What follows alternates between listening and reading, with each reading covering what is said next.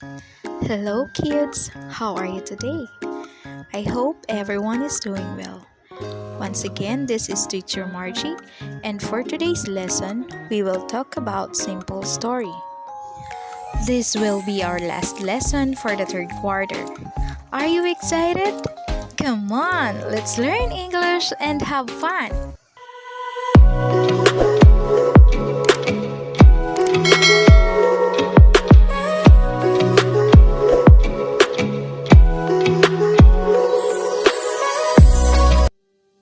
In school and at home, you have probably read and listened to different stories. From these stories, you may have learned different values and life lessons. At the same time, you have possibly used these stories in enhancing your comprehension skills by noting details and other relevant skills. Sometimes, aside from reading or listening to stories, you may also be asked to share your experiences, retell a story, or make your own story. At the end of this lesson, you are expected to write a simple story. Here is an example of a simple story. The title is A Day in Our Garden. Ethan and Joy went to their garden yesterday. They planted some seedlings. Ethan picked up the dried leaves and threw them into the garbage bin. Joy watered the plants and bushes. After doing their task, they sat under the tree and ate mangoes and pineapples. They immediately went back to their house because it rained. What is the title of the story? The title of the story is A Day in Our Garden. Who are the characters in the story? The characters in the story are Ethan and Joy. What is its setting? It is said that the story happened yesterday at their garden. The text we had a while ago is an example of a simple story. It presents the characters, Ethan and Joy. It also shows the setting as to when and where the story happened. As a story, it is composed of several parts known as the beginning, the middle, and the ending. A story have their basic elements or parts. A title presents the overview of the story. Characters refers to the actors in a story. They may be humans or animals. Setting tells when and where the story happened. Events refer to the occurrences in a story. They are basically divided into three parts: the beginning, middle, and ending. Beginning, this is the part where characters and setting being introduced. In the middle part narrates what the characters do and what happens to them.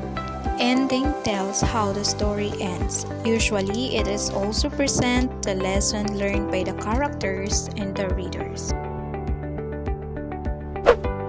Let us answer activity number 1. Match the descriptions in column A with the terms referred to in column B. Number 1. Tells when and where the story happened. Right! The answer is D. Setting. Number 2. It presents the overview of the story. The correct answer is A. Title. Number 3. Refers to the actors in a story. The answer is B. Characters. A story is a text that narrates events. Stories may either be fictional or non-fictional. Fictional stories are events that are imaginary. Meanwhile, non-fictional stories are those that are based on facts and happen or have happened in real life.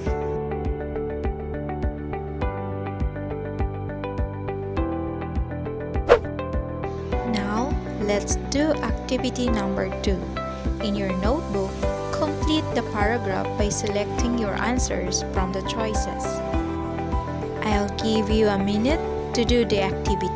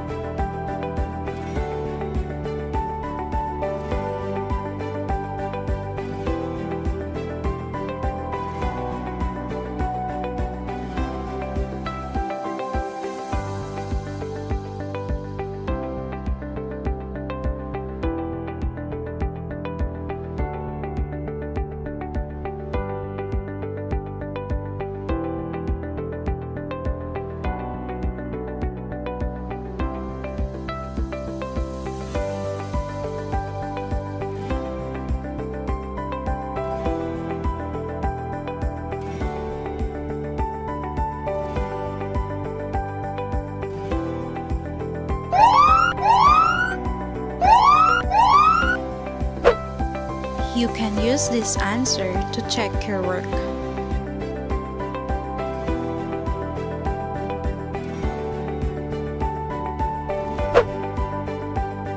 In Activity 3, you have to write a story using the pictures below. Then provide your own title and identify your own characters and setting. Do this in your notebook. Remember kids, you have to write your own story based from the given pictures. And now, it's time for you to think what could be the title of your story. Who will be the character in your story? When did it happen? Where did the story happen? What will be the beginning part of your story? What will be the middle part of your story? And what will be the ending part of your story?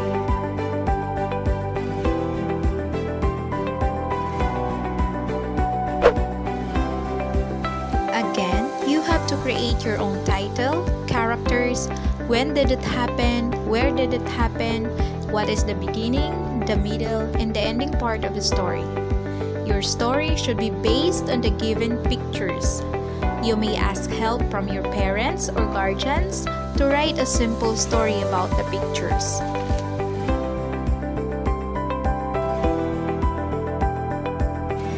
Once you are done, you may take a picture of your work and send it to your teacher via messenger.